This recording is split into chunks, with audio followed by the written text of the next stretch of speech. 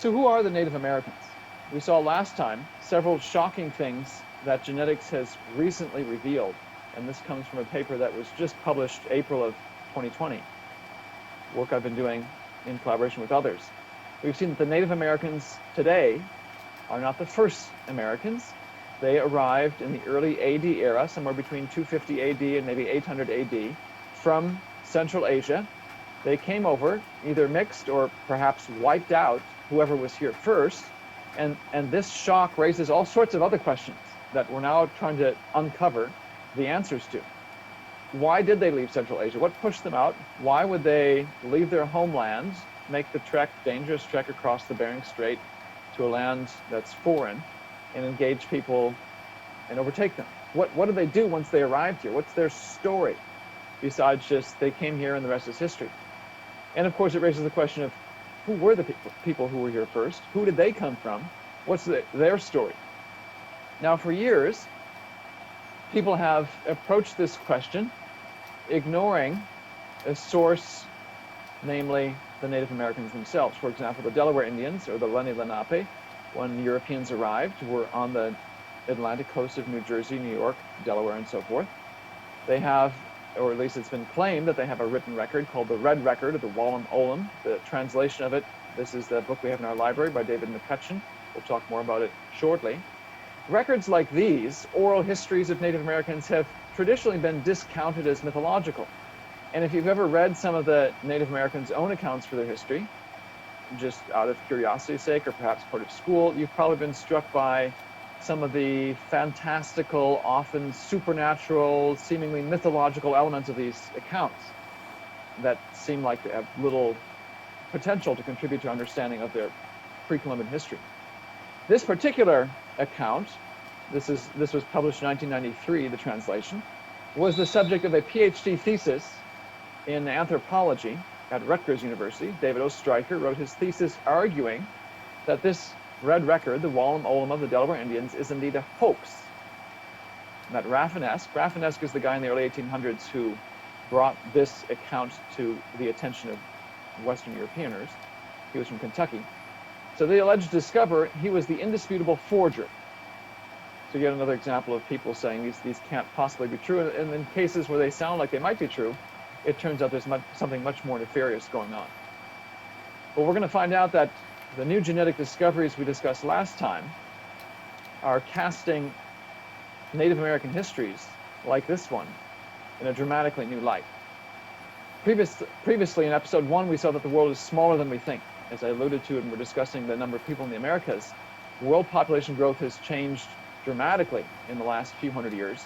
And so you go back just 600 years, there's a lot fewer people, 20-fold fewer people alive then than today. So if you're looking for a spouse, you've got a lot fewer options. So either you marry a relative or you marry someone outside your group. We saw in episode 2 that our family trees are much more connected than we think. If I trace the number of my ancestors, 2 parents, 4 grandparents, 8 great-grandparents, back just 1,000 years, I've got more people, in theory, on my family tree than there are alive in the entire planet at that time. That's true for me, for Ken, for anyone. So how do you solve this math problem? You make the branches of the family tree connect. My mother's side, my dad's side must be much more related to each other than we previously thought. This implies then, if you think about that answer globally, that so-called racial or ethnic change must happen more quickly than we think. Episode 3, we talked about the genetics of this and how easy it is and how quickly ethnic change can happen, and much more quickly than we thought.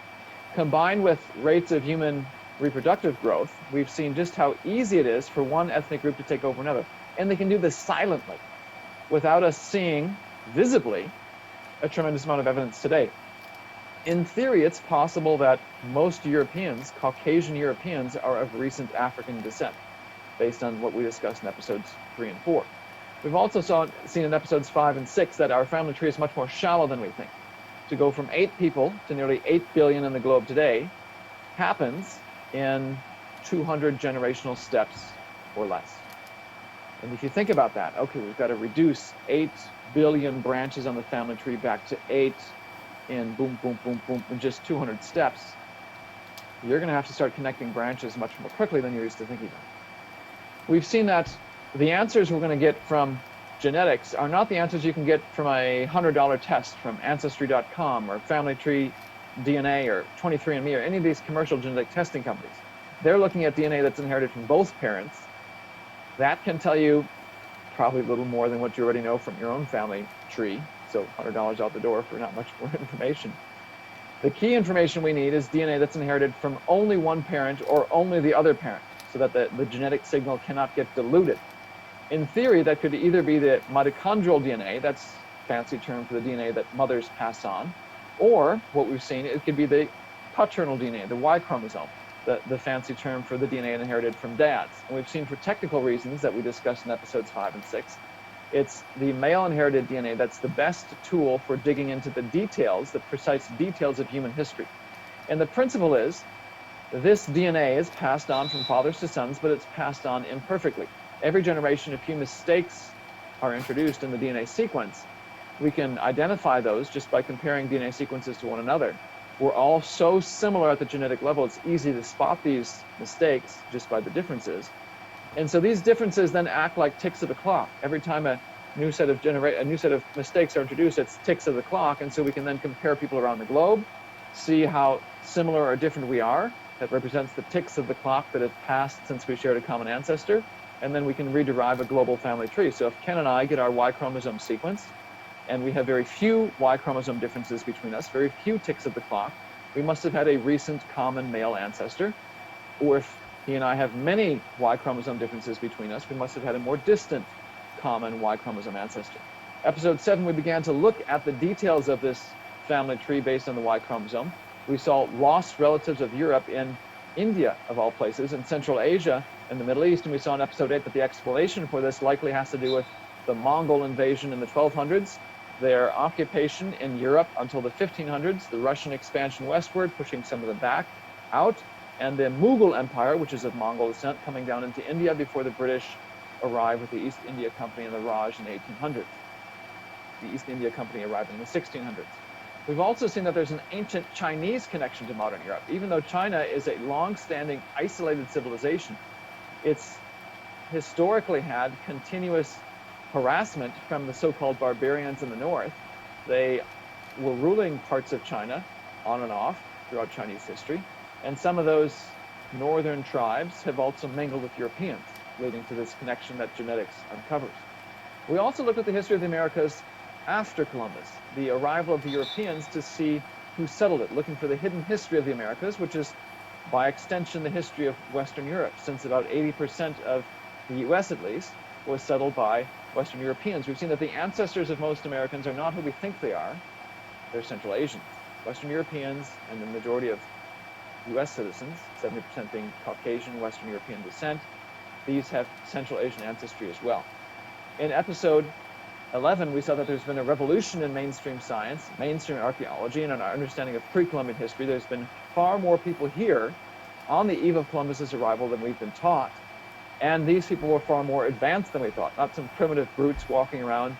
In the words of Charles Mann, who authored 1491, he called them survivors of a recently shattered culture, like walking into Nazi Germany after World War II in a concentration camp and seeing all these starving, naked people. If you didn't know the history, you might say, oh, these are leftovers from the Stone Age. No, they're tragic survivors of this awful catastrophe that the Nazis perpetrated on them. Similar thing is going on in the Americas. Now that we're uncovering some of the evidence archaeologically and historically for the massive numbers of people, this rewrites how we understand it. And shocking implications for how we understand the Amazon. There's increasing evidence, maybe 10, 25% of the Amazon is actually cultivated forest, orchard, deliberately put there by pre-Columbian peoples, not this pristine wilderness that's been untouched by mankind for thousands of years. We've seen from genetics that the Americas were resettled at least once before Columbus arrived by the Central Asian invaders. We now want to look at the neglected pre-Columbian history of the Americas. And to begin, I want to highlight how even in mainstream science, attitudes are shifting. Think about the Osage tribe. They're, based on their language, classified in the same group as the Sioux, the famous peoples of the northern plains that the U.S. Army engaged as the U.S. pushed westward. We talked about Custer's Last Stand, Sitting Bull and Crazy Horse, and their Sioux and Cheyenne company fighting against him. Well, Osage are part of the Siouan group. Today, they're found based in Oklahoma. There's a PhD anthropologist, Dr. Andrea Hunter, who's part of the Osage Nation. I've given the URL here at the bottom of the screen so you can see the rest of this discussion. She wrote an article called Oral Tradition and Historical Evidence. And in it, she discusses changing attitudes. So this is a mainstream anthropology individual talking about how even attitudes, using her own nation, the Osage Nation, as an example, attitudes towards Native American oral histories are changing. So she said it's told, meaning Native Americans, the Osage, say that in the distant past, all 5, and I'm not going to say the name because I can butcher it, Osage tribes were once one nation that lived east of the Mississippi River in the vicinity of the Ohio River. Scholars have long contemplated the history and identity of the Osage beginning as early as the 1920s. And the article goes on to show that traditionally, those oral histories were discounted and rejected. Why should we even consider it? And she traces how these attitudes have changed, and people have challenged one another in mainstream science, saying, look, you can criticize it all you want, but until you come up with a better explanation, perhaps we should take what they say as a good starting point. And how even today, mainstream archaeologists are basically in large agreement with the oral history that the Osage tribes have described. So there's changing attitudes here, just like we saw changing attitudes in mainstream archaeology for all of the Americas. This, of course, has its limits, and I want to focus on one particular narrative that I mentioned earlier as an example of the limits and now new discoveries that are emerging in sources of Native American history we've previously discounted. So again, this Delaware tribe, found on the East Coast when Europeans arrived, has claimed to have this red record, this Wallam Olam. Now, because of this PhD thesis from 1995, the Delaware Nation has rejected this as authentic. So the timeline here is McCutcheon publishes this work, the translation of it, in 1993. He's within the mainstream, so he tries to stretch it out over 15,000 or whatever the time scale was at the time for Native Americans. He's not by no means a young Earth creationist, but largely treats it as perhaps an authentic account of their crossing of the Bering Strait and migrating through North America, eventually arriving on the East Coast. And we'll talk about some of the details in a moment. Oestreicher in 1995 was offended by this, and he talks about the background to why he pursued his PhD topic, and ends up concluding that everyone's been misinterpreting this for years, that the red record was fake, invented by some guy in Kentucky to gain himself wealth and fame. We'll return to Oestreicher's criticisms momentarily. What I want to do for the moment, though, is walk through some of the highlights from this account. We don't have time to go through the whole thing. You can buy this on Amazon, see the whole thing. It's composed of 5 individual books, each many stanzas. What I want our viewers to see is how this record reads. I'm, of course, going to read the English translation of it, just to see that this is rather different, perhaps, than many of the fantastical and supernatural sounding accounts. What's also very interesting, especially to creationists, is that how this begins.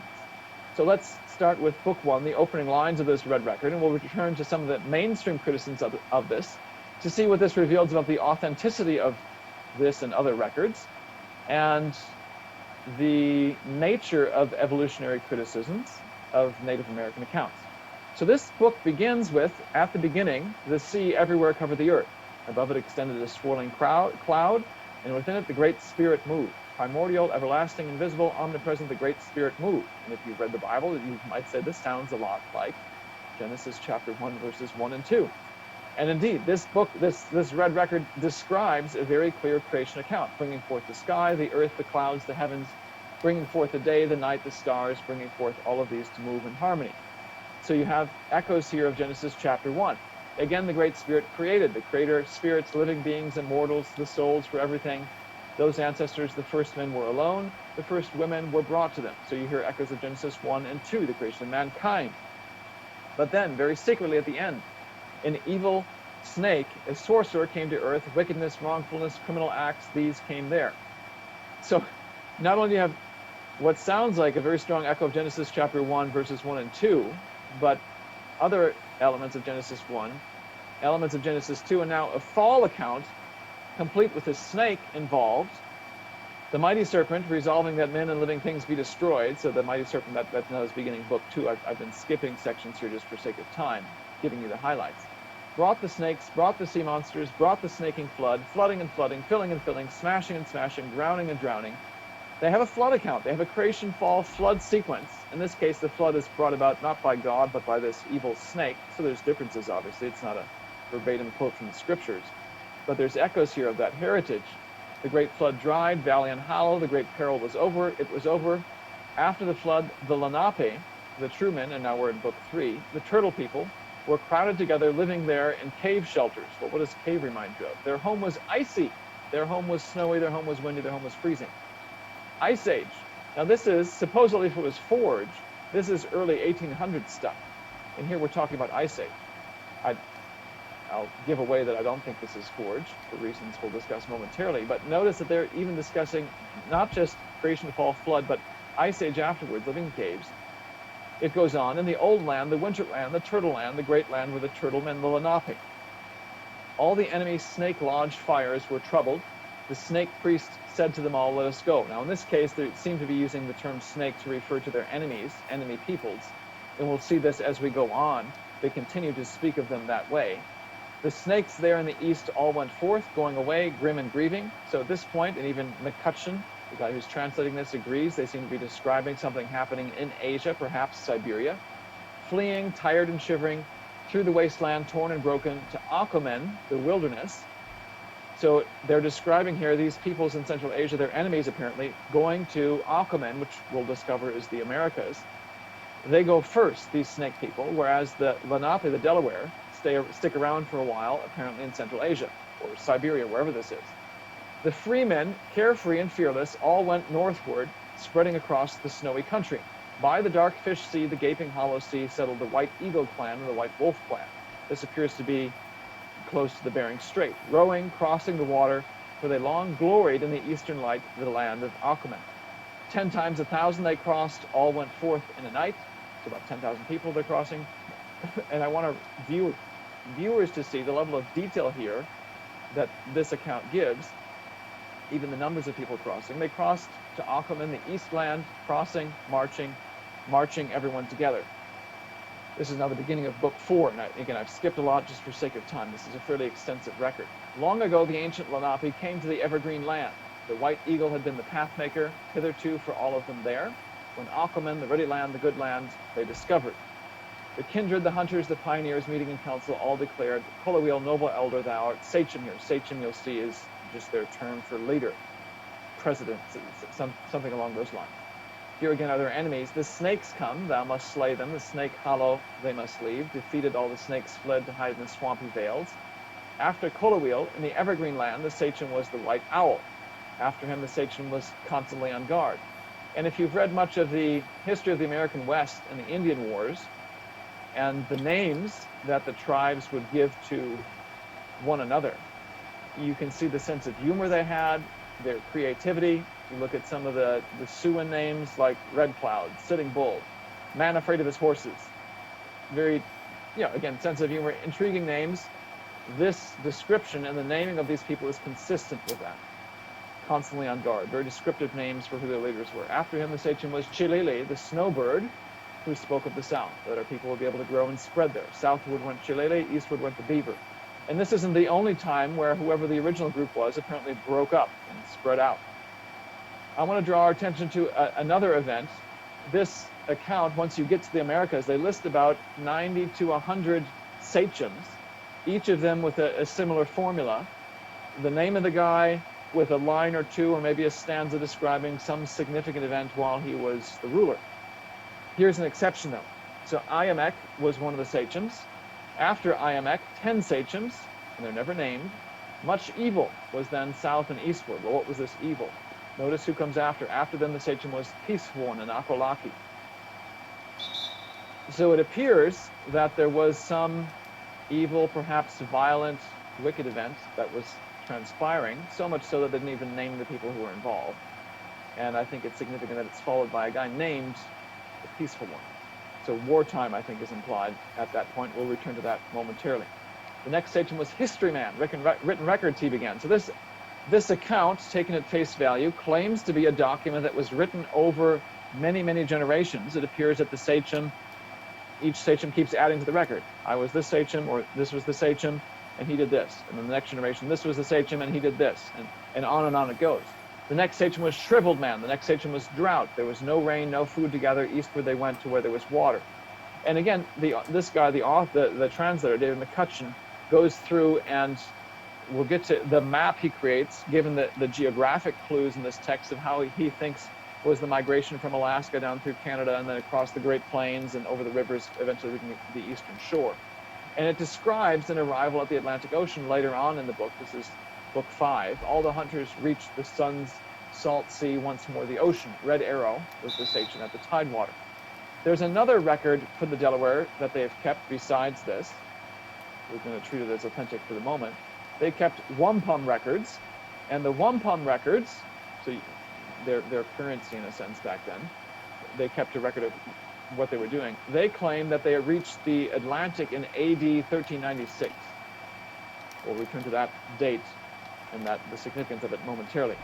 There are also 2 mentions of encounters with what they say are white people. Mistaken was the sachem about what then came.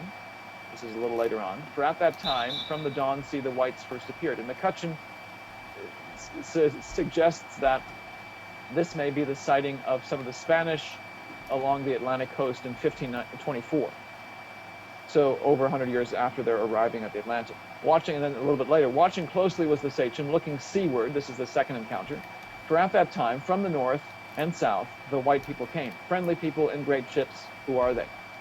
And this is how the red record ends. And McCutcheon associates this with the Dutch in AD 1620, so about 100 years after the Spanish. McCutcheon himself, based on the clues in this, and again, McCutcheon views it as largely historical, not a creationist, traces out what he thinks is a good approximation of the movement of these peoples through North America. I want to draw our attention to 3 main facts, main highlights from this account that we're going to revisit momentarily. First of all, the date for when they arrived. The red record does not give you an AD, BC, these sorts of things.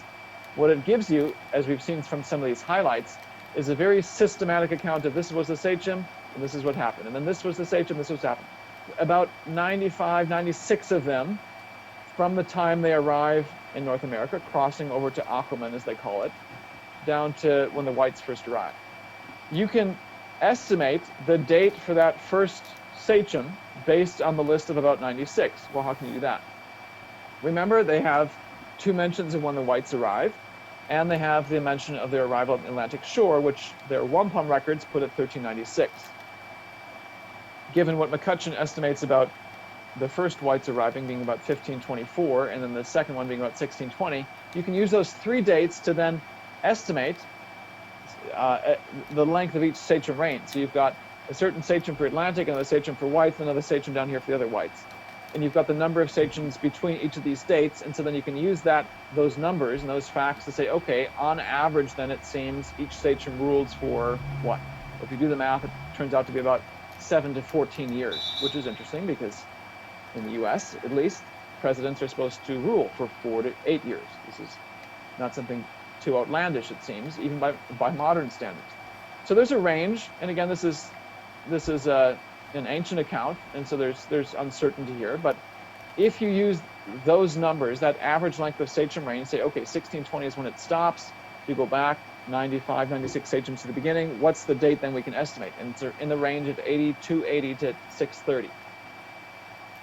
I mentioned that there was this section of 10 unnamed sachems when there was much evil, as if there was some sort of violent conflict.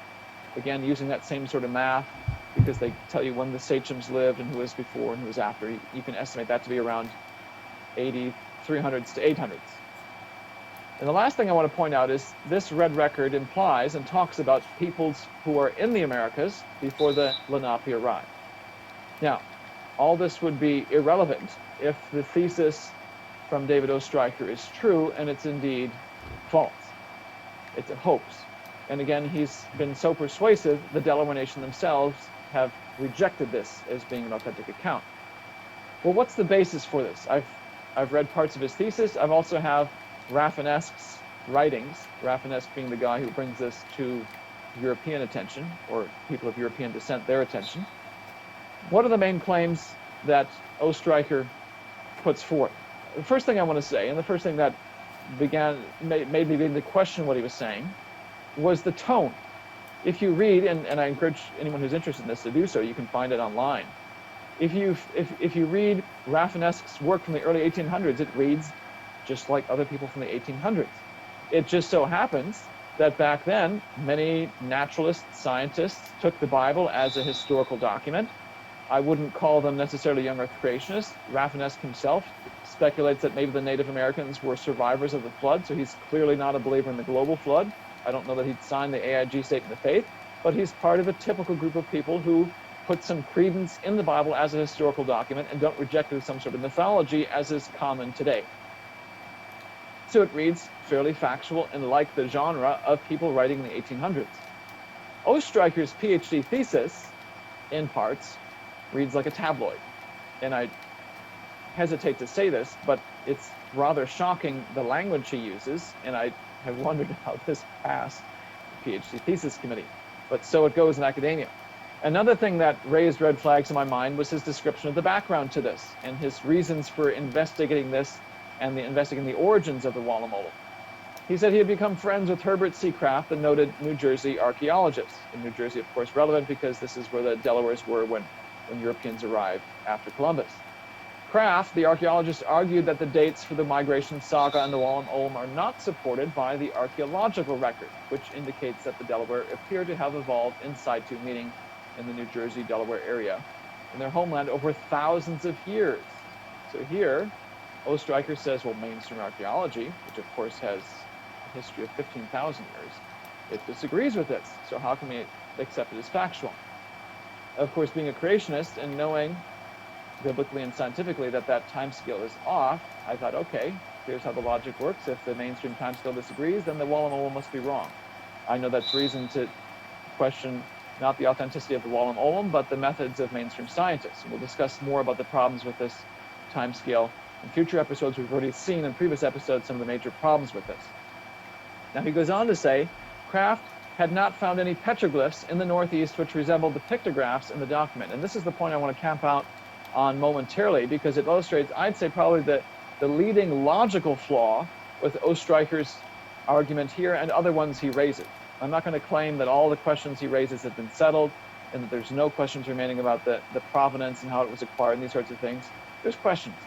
But I want to show you that his main arguments fall apart if you look at them closely. So let's first take the Wallam Olam at face value, as it claims to be, and see how we should expect the world to look if it was true. Because this to me is something Oestreicher is unable to do, and this to me is a near universal problem in the mainstream evolutionary community. And I've seen this over and over again when they deal with creationist literature. They are unable to think outside their own evolutionary worldview and say, okay, if creation is true, how should the world look? They just think only in evolutionary terms, and then they make all these straw man arguments, not even bothering to try to figure out what the creationists actually say or what they predict the world to look like, and then reject it out of hand. Severe logical flaws, and I see the same pattern of thinking showing up right here. So if the Wallam Olam is true, how much should the language in the Wallam Olam match modern Wallam Olam? And there's pictographs. McCutcheon, in his 1993 account, shows a whole pictographic story along with written Delaware language and then the English translation of all this.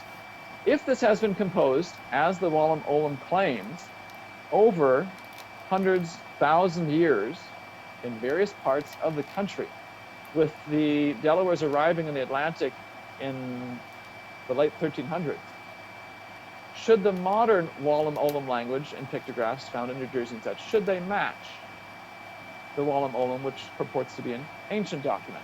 Well, just look at the parallel in English. We can start by thinking about the King James Bible, 1611. Is King James English the same as modern English? No, English has changed. Well, you go back even further, Beowulf, which mainstream folks would say has been dated to about 700, 750 AD. This is a very helpful parallel because this now fits, is close to the estimated time frame in which the Wallam Olam is composed. In fact, I'd say the Wallam Olam appears to go back even further, a few hundred years older. I can't read a word of this. It has no match to modern English. That's not going to lead me to say that Beowulf was a hoax perpetrated by someone in the 1800s because it doesn't match modern English.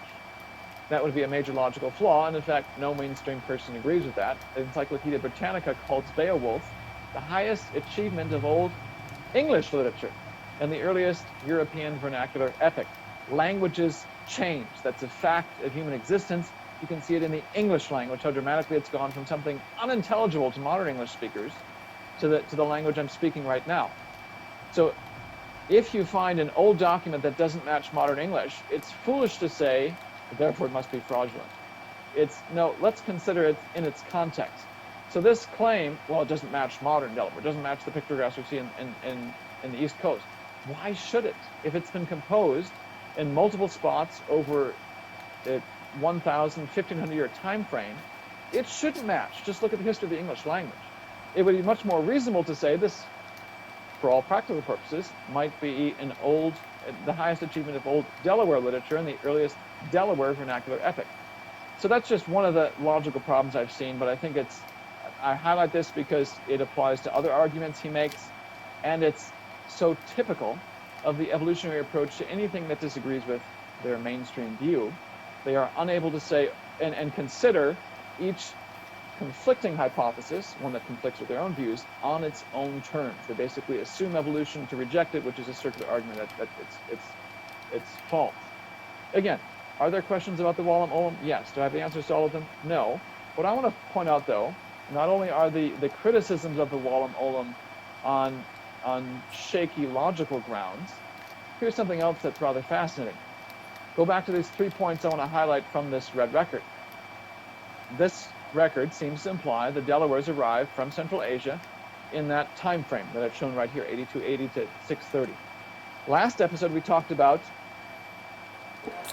the groundhog didn't see it. Shown here, the fact that we have modern living Native Americans showing up in the tree right here, the branch that we're calling Q. This is the branch that all mainstream folks look to for the history of the Americas before Columbus. We've seen in episode 12 that we can confirm the known post-Columbian history in the DNA of these people. We can infer population growth and decline. It's a whole long technical discussion we got into in episode 12. See that if you want to review that. We can see that we talk about flatlining being the smoking gun of a population collapse. And it was so massive it has retroactive effects before Columbus, this purple line being 1492. We also said we can see the flatlining and the recovery of the peoples of the Americas in the 18 and 1900s. I've summarized a lot that we discussed in episode 12. So this then is the confirmation of what we know happened post-Columbus. Evolutionists don't see this. They do not see the recovery in the 1900s. So the fact that this is working for known history means we can then use it as a tool to probe the mysteries of pre-Columbian history.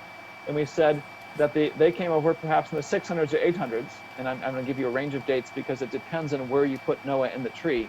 And I've got it narrowed down to just a small range of positions on the tree. This is one position. The other position bumps those dates back a little bit further. But notice whether it's 200 to 500 or whether it's 600 to 800, both of those match very closely what this red record shows. So before we get on to these next points, here's my challenge to David Oestreicher and others. They want to talk about forgery and how could this guy come up with this? Well, let me ask them a question. How is it possible if we're, and let me actually try to analyze their hypothesis on its own terms. So let's say for the sake of argument, we're going to go with Oestreicher's hypothesis that this is a forgery concocted in the early 1800s. What's the chance, if that's true, that Rafinesque, the guy, supposedly the forger, concocts a hypothesis, concocts this account of the Delaware origin in the early 1800s that just so happens to match very closely what modern genetic discoveries will uncover over a century later? That coincidence stretches and boggles plausibility. To me, the much more plausible hypothesis is that this is perhaps a long-standing oral history that got written down recently, or is in fact a long-standing written history. To me, it suggests this is authentic in many respects. Not that not all the problems have been solved. This appears to be an actual account that they kept because it matches modern genetics. Here's the other point I want to bring up, another point I want to bring up. They say there was this violent conflict. After Iamecta Sachem, there was 10 Sachem, much evil. There's the dates there, 300s to 800s, back to the tree and the two different positions of Noah. They come over 600 to 800. Then they undergo massive population growth in the 800s to 1000s, or 500s to 700s. So this line shooting upward shows the population growing very quickly. The other point I want to highlight here that I didn't highlight in episode 12, this is also the time period, if you look at this tree and other studies, when they're spreading out through the Americas. This is where a bunch of different spots of peoples in the Americas come together. So they're migrating and distributing, and perhaps wiping out the people that were here already. So this correlation also seems to fit. This fits the genetic discoveries and the implications of it. So here's a second point of correlation. And then lastly, this record implies that there are people here before the arrival of the Delawares. And I mentioned episode 12. From archaeology, we have Olmecs going back to the pre-1000 BC era. Mayans have archaeology that goes back to the BC times. Yet this genetic discovery from episode 12 implies that these people came over in the AD era. So whoever was here first, their archaeology from the BC era, those are the first peoples. These guys came over, they're the second ones. In other words, genetics and archaeology combined to say there were people here first before today's Native Americans. The red record seems to say the same thing. So again, my challenge to Oestreicher and others is, if what you're saying is true, how is it possible that a guy would fake a document that just so happens to match modern genetic discoveries on multiple points? How could he anticipate this level of detail when genetics wasn't even the field of science back in the early 1800s? And you can read more about this in papers I've just published. I'm arguing that these genetics highlight several points of agreement. They highlight several conclusions reached in this red record account that seem to match modern genetic discoveries.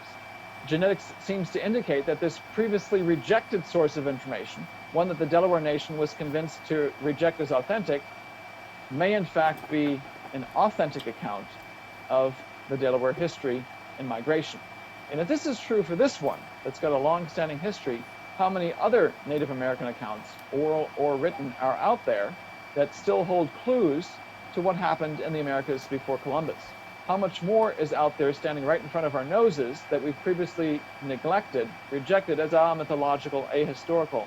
How much is out there waiting to be tapped and investigated to uncover the real history of the Americas before Columbus arrived? This is the new history of the human race, and we'll be discussing more of